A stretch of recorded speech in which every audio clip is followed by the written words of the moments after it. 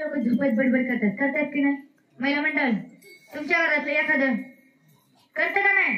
करतच. एकाही घरात नसतं की त्या घरातली माणूस घोरतय तरी डोळे वासून झोपते तरी तोंड वासून, नाही तर लय सगळ्यात म्हणजे सामूहिक झालाय तो म्हणजे बडबडा प्रकार. ते झोपले का झोपत बोलते का जागेत बोलते माणसाला.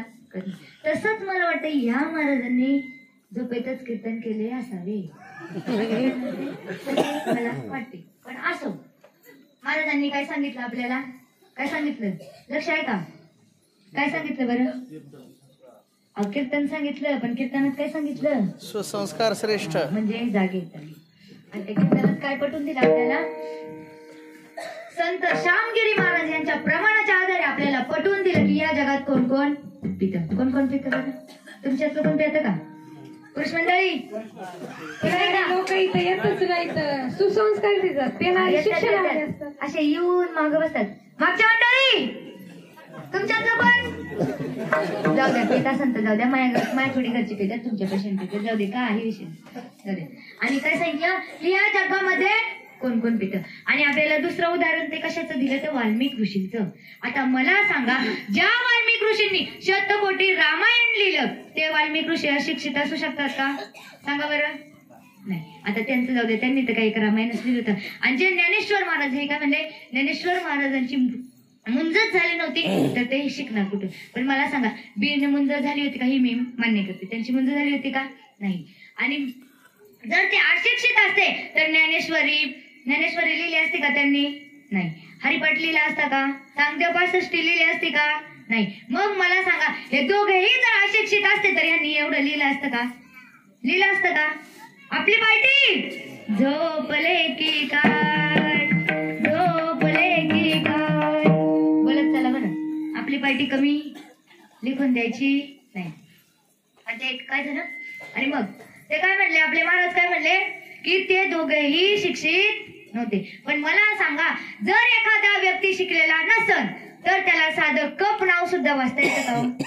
लय लांब नाही, कप वाचता येतं का? बिना नाव वाचायचं काम नाही. चहा म्हणलं की कप कप नाही, त्याला वाचायला सांगितलंय. कप तर काय आता समजत. पण ते काय झालंय का? त्यासाठी काय म्हणावं लागेल आधी? कप. तिथं लिहिलंय. आता समजा इथं लिहिलंय, तिथं काय लिहिलंय? तिथं काय लिहिलंय? शुभ लाभ. आणि एखादं जर अडाणी माणसं असेल त्याला वाचता येईल का? ते येईल का बरं? त्यासाठी काय लागतंय? शिक्षण. असो, महाराज काय म्हणले? शिक्षित नव्हते. आणि संत श्यामगिरी महाराज काय म्हणतात, जे आई वडील आपल्या मुलांना शिकवत नाही ते त्यांचे कोण आहे? कोण आहे?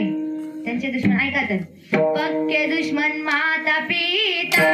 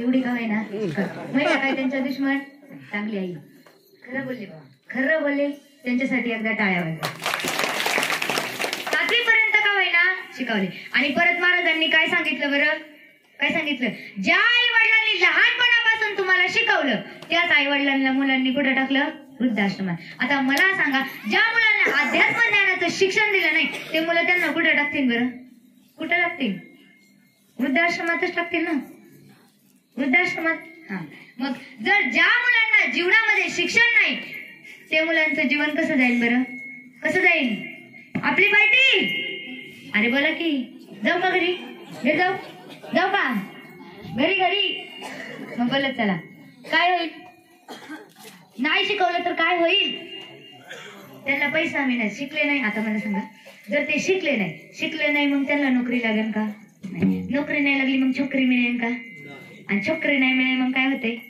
सगळं अवघड होतं नोकरी पाहिजे शिक्षण पाहिजे शिक्षण असलं का नोकरी मिळते नोकरी मिळल्यावर काय मिळते छोकरी काय मिळते छोकरी यासाठी काय पाहिजे बरं शिक्षण विठ्ठल विठ्ठल